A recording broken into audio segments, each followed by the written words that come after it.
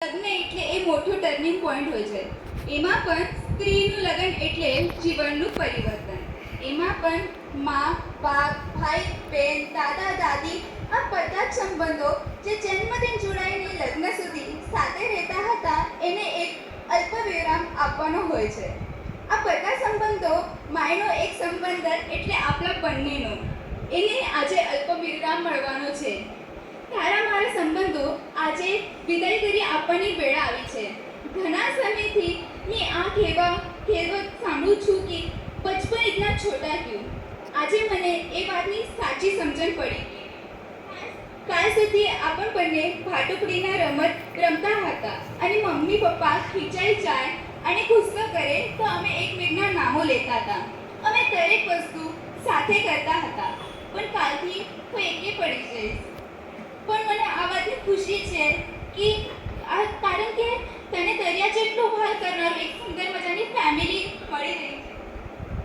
જ્યારે હું મારા પાસનો વિચાર કરવા બેસું ત્યારે મને તારા સાથે આજ સુધી વિતાવેલા 23 વર્ષ 4 મહિના અને 10 દિવસ યાદ આવે છે.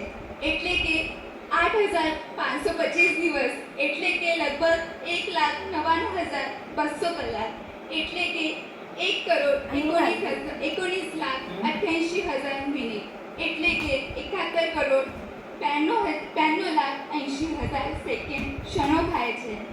આટલા ક્ષણો તારી સાથે વિતાવ્યા પછી એ યાદો થોડી ક્ષણોમાં કેવી રીતે રજૂ કરું? એમાં પણ છતાંય તું આપેલી યાદો આજના દિવસે રજૂ કરીને નવું સંભારનું દિલમાં લેવા ઈચ્છું છું. આજે તારી વિદાય શરીર રૂપે મમ્મી પપ્પાના ઘરથી જરૂર થશે, પણ ઘરના દરેક ખૂણે અને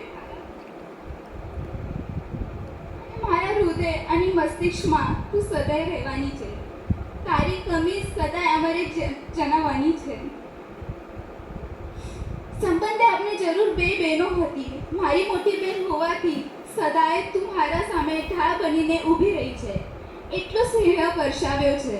મારાથી ભૂલ થાય પછી પણ કોઈ મને દાટે, ટોર્ચર કરે તો ઢાલ બનીને તોય મારું સંભાળનું કર્યું છે.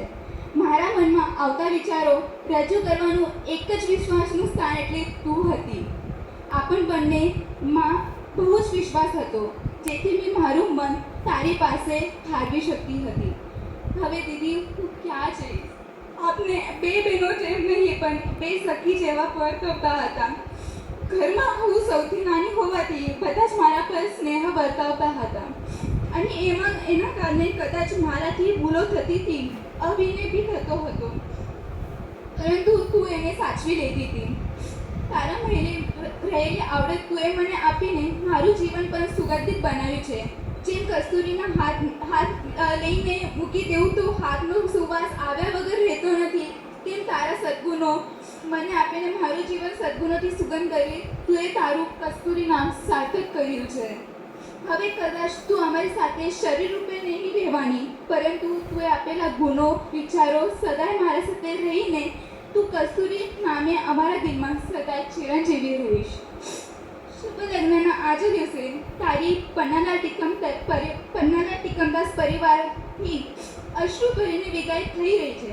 તારા સદ્ગુણો, સદવિચારો, સદભાવનાઓથી આ પરિવારની તુએ અજવાળી કસ્તુરી નામ સાર્થક કર્યું છે. હવે જ્યારે તું પિનાક જીજુની હાથ ચાલી દિલીપભાઈના પરિવારનું કુલ દીપવા તું જઈ રહી છે, ત્યારે તારામાં રહેલા વિનય, મર્યાદા, પ્રેમ, વિશ્વાસના સદગુણોનો સુવાસ આ પરિવારમાં કસ્તુરી જેમ ફેલાવી તારું નામ સાર્થક કરજે. તું મારા જીવનમાં ખૂબ ખુશ રહે. તારા વિદાયની વસવી વેળા અમે સહી લઈશું. પરમ કૃપાળુ પરમાત્માને વિનંતી કરીશ, મારા સખી જેવા મોટી બહેનને જીવનમાં સુખ શાંતિ અને આનંદથી વર્ષા કરજે. તું હંમેશા ખુશ રહે અને આનંદી રહે, એ જ ઈશ્વર ચરણે પ્રાર્થના. વિલ મિસ યુ દી. આઈ લવ યુ. સો जितने